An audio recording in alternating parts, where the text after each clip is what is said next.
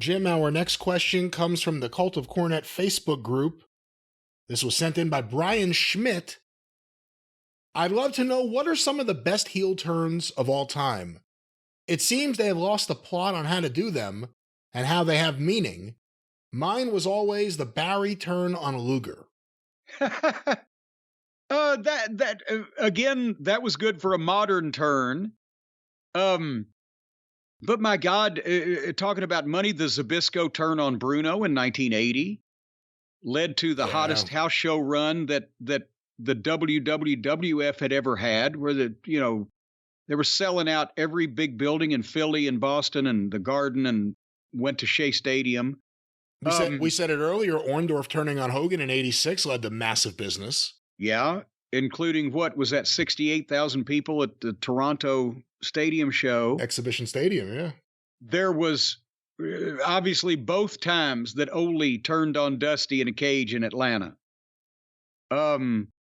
There was, pick your favorite from what territory you grew up in. Whether it was, Lawler turning heel or Dusty turning babyface, or somebody else DiBiase turning heel on the Dog in Louisiana, to where Grizzly Smith had to take him out of the downtown auditorium in the trunk of his car because people were trying to get him.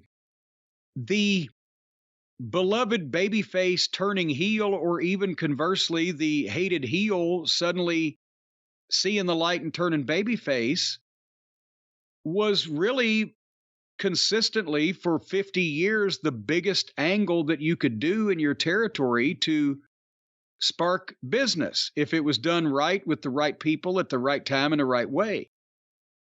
And the reason why it's lost all that impact is because now you can't tell who's who. Babyfaces wrestle babyfaces all the time for no reason on television.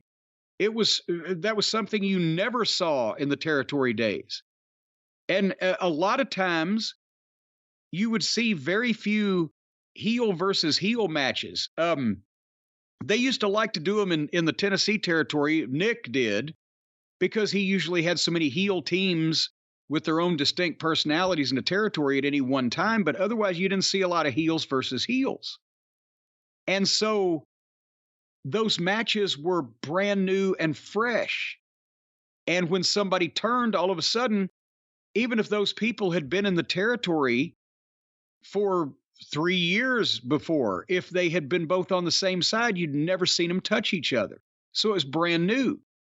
And plus, again, when they didn't just turn people that were preliminary guys for no reason, it was top guys that needed to be freshened up, or you could tell a team that needed to split. Patterson and Stevens in San Francisco.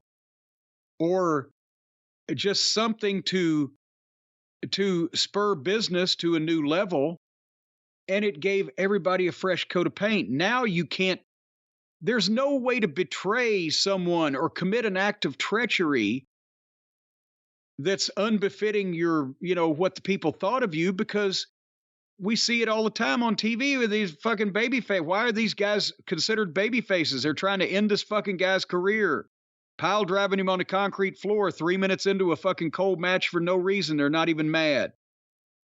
So, and then everybody wrestles everybody now, baby faces and heels alike, and act like they want to kill each other, even if that's not something that an honorable athlete would do. So there's no, and you can't tell who's on whose side, because the effort to swerve everybody and confuse the fans so they didn't see that coming, that confuses all the issues. I don't expect to open my front door and see a pink elephant on my porch.